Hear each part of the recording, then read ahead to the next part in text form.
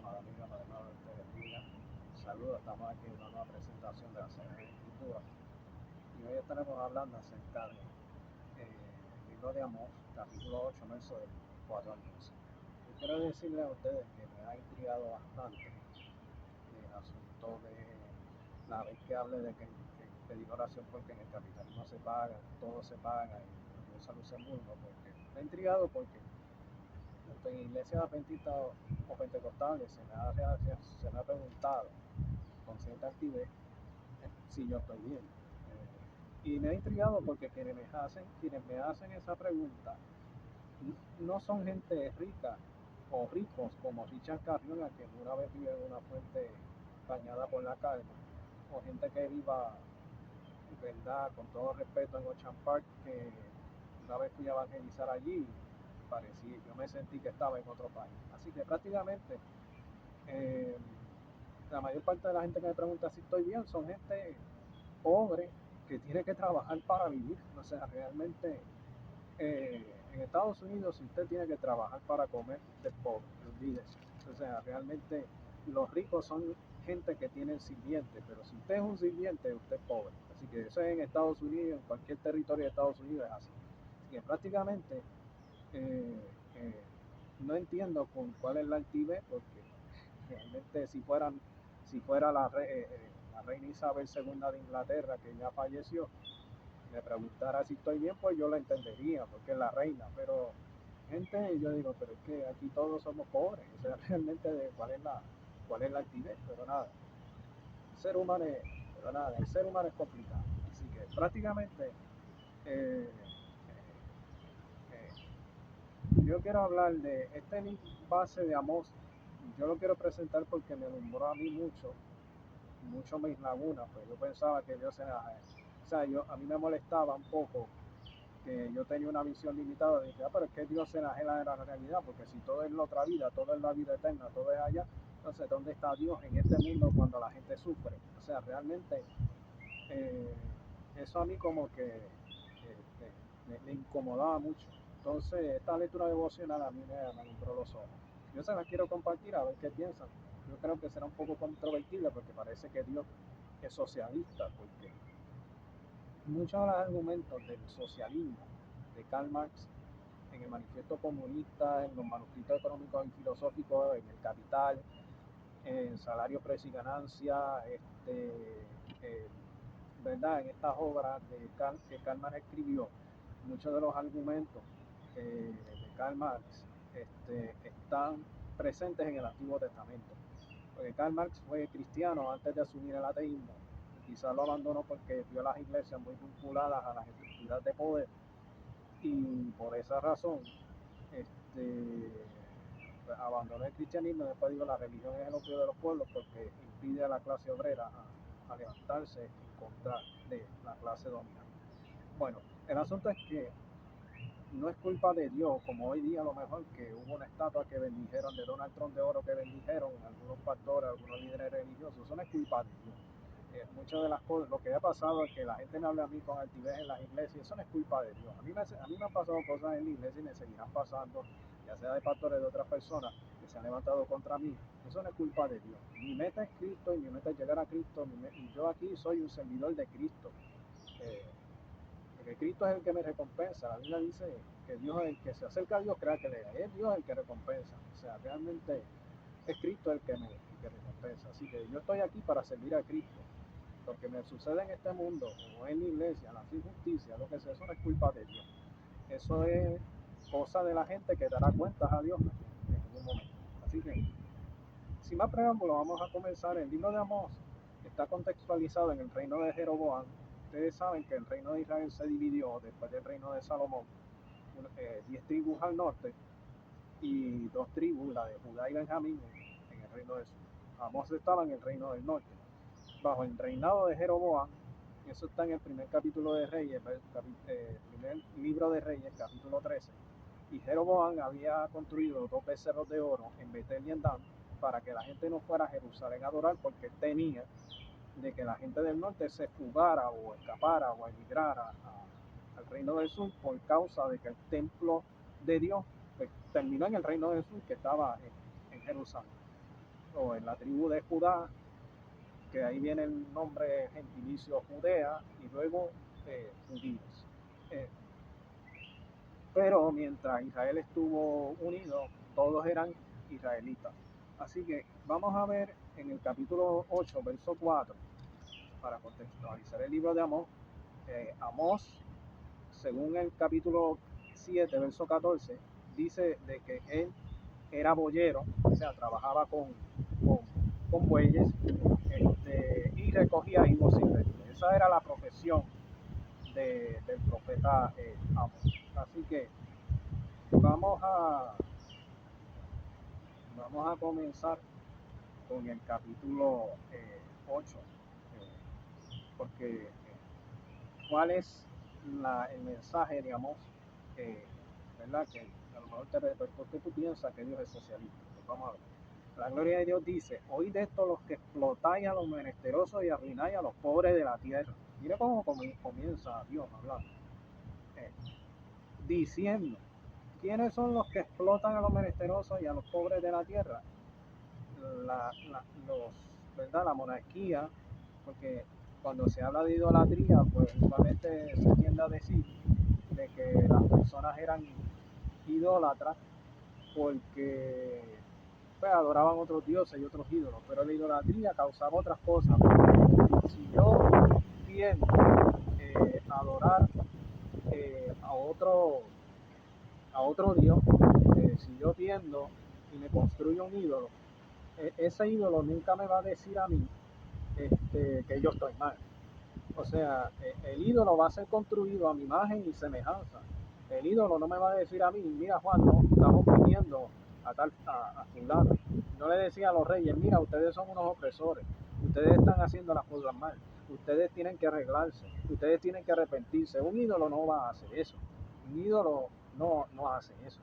Esas cosas las hacía Dios a través de los profetas, como dice, diciendo: ¿cuándo pasará el mes y venderemos el trigo y la semana?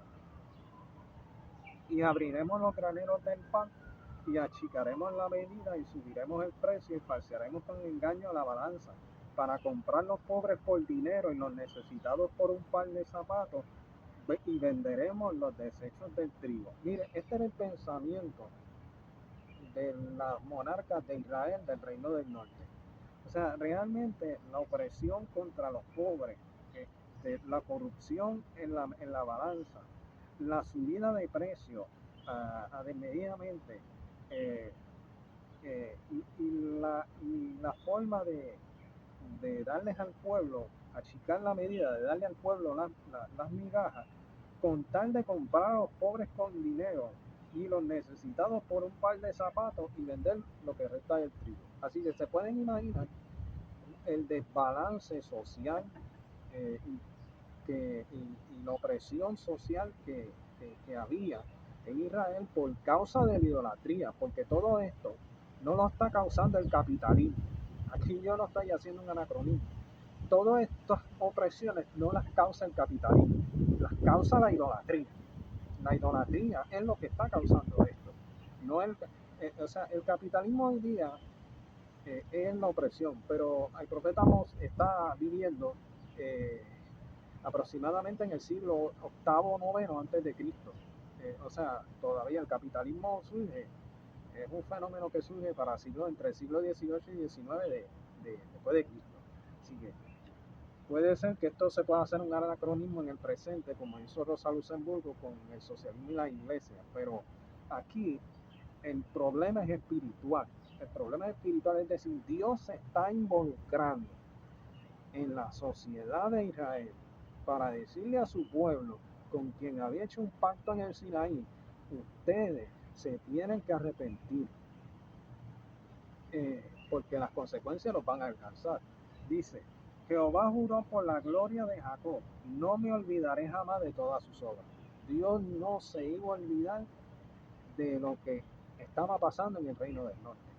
Dice: no se estremecerá la tierra sobre esto, no llorará todo habitante de ella, subirá toda como un río y crecerá y mermará como el río de Egipto. Acontecerá en aquel día, dice Jehová el Señor, que haré que se ponga el sol a mediodía y cubriré de tinieblas la tierra en día claro.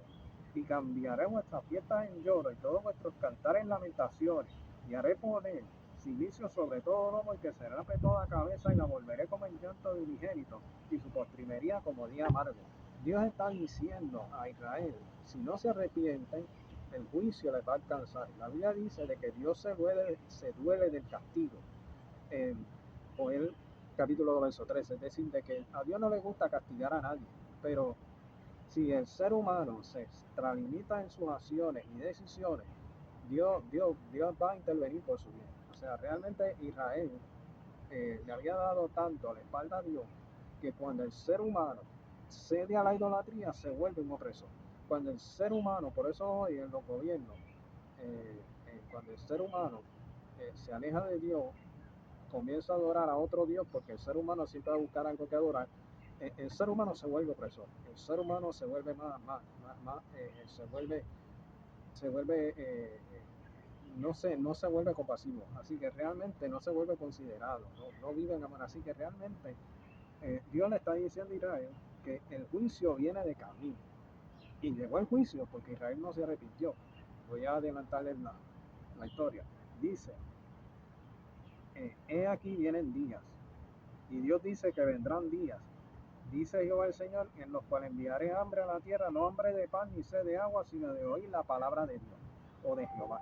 E irán de mar a mar, desde el norte hasta el oriente discurrirán buscando la palabra de Jehová y no la hallarán. Es decir, de que los días que vienen desde el futuro no son de juicio ni de esas cosas que a veces dicen por ahí para crear histeria, sino que lo que Dios dice es que va a venir días, y vinieron días en que, porque como en el caso del cautiverio, como vino el juicio de Dios, pues ya no hubo un silencio de parte de Dios para el reino del norte, por causa de la desobediencia, porque cuando Dios le daba un aviso a Israel y ellos no respondían al aviso, ellos estaban rechazando la palabra de Dios como semejante al rey Saúl.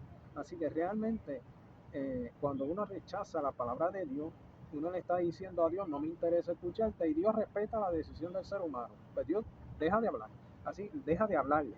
Así que Dios le sigue hablando constantemente a un ser humano que está dócil y dispuesto a escuchar su voz con tal de obedecerla por su bien, porque la obediencia no beneficia a Dios, la obediencia me beneficia a mí, la obediencia es por mi bien, la obediencia.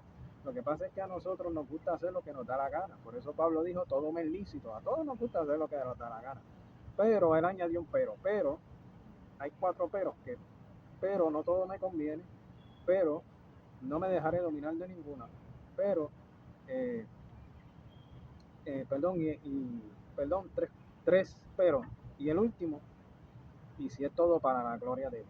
O sea, realmente si te conviene, si no te domina, y si es para la gloria de Dios, en ese caso podemos hacer lo que queramos, pero no siempre en nuestras decisiones, si no es para la gloria de Dios, no me conviene, y tampoco me hace bien, y tampoco, y lo más probable es que pueda dominar una cosa que antes no me dominaba, por una decisión ajena a lo que era para la gloria de Dios. Pero en el caso de Israel, Dios le dice que va a llegar ese tiempo, y el juicio llegó, y por eso yo digo de que cuando yo leí esto me consoló muchísimo, porque Dios sí se involucra en, en los asuntos terrenales, a lo mejor no tanto como en el caso de Israel, porque había un pacto establecido entre Israel y Dios en el Sinaí, pero sí Dios le interesa lo que sucede aquí abajo en la tierra y lo que la gente sufre, de que Dios es compasivo, Dios es grande en misericordia,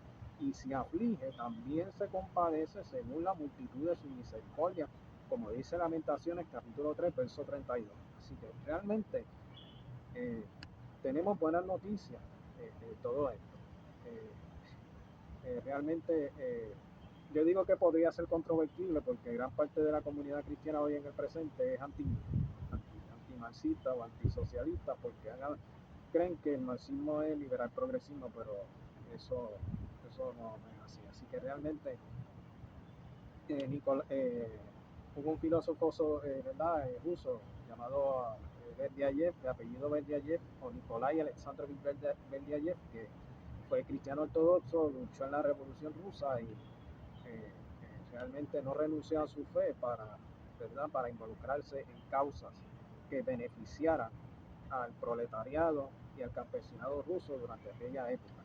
Claro, después Lenin lo expulsó de la Unión Soviética como opositor político porque era cristiano. Lenin era considerado un genio, pero también era bastante autoritario. Este, pero Berdiayev, en vez de, por eso Berdiayev no alaba a Lenin en sus páginas, pero sí a Trotsky.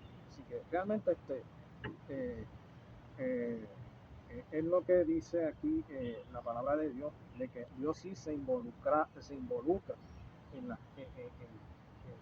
se involucró antes en lo que le pasaba, en lo que sucedía dentro de su pueblo, y lo dijo a través de un profeta que no era hijo de profeta, no venía de una casta sacerdotal, no venía de una familia pastoral, sino era boyero y recogía higos silvestres. Así que, amado amigo, amado hermano, usted no se mire, yo no vengo de yo soy como Amós, no vengo de familia pastoral, no vengo de familia sacerdotal, no vengo de ninguna clase, pero estoy aquí por la gracia de Dios, exponiendo la palabra de Dios a través de este medio de comunicación. Así que Amasías le dijo a Amós, vete a tierra vete a tierra de Judá allá y profetiza, porque aquí te puede pasar algo si sigues hablando esas palabras duras. Y Amós le dijo, yo no soy profeta ni hijo de profeta, sino que soy boyero y recojo higos silvestres.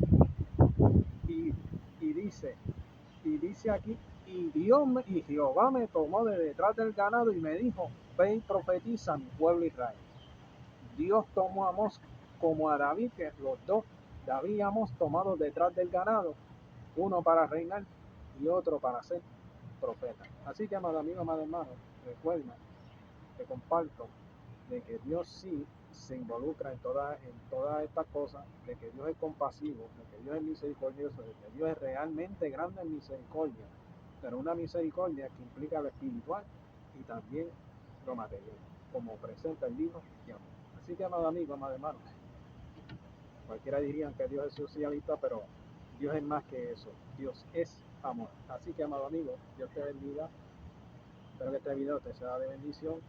Me imagino que puede ser un poco controvertible, pero como siempre, gracias por tu sintonía. Feliz semana y que Dios te bendiga.